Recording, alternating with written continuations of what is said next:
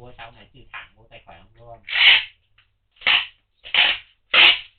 Thì nhà nước muốn vậy áp dụng các hình thức phạt cũng như vậy đó, chỉ cần chụp hình phát đưa lên cái con bot con ai mẹ tự động link vào tài khoản ngân hàng phát quất thằng đấy luôn.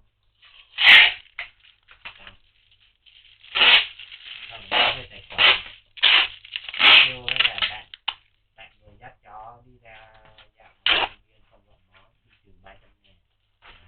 Chợ liền lót luôn liền. chợ liền cần phải hỏi ý làm gì, Chặt từ đó dẹp chó luôn. đâu có phải hỏi ý, Phải rồi, hiểu không? Ông đã ra luật ông cần phải hỏi ý, phải hỏi ý kiến này. Ở bữa nay có phải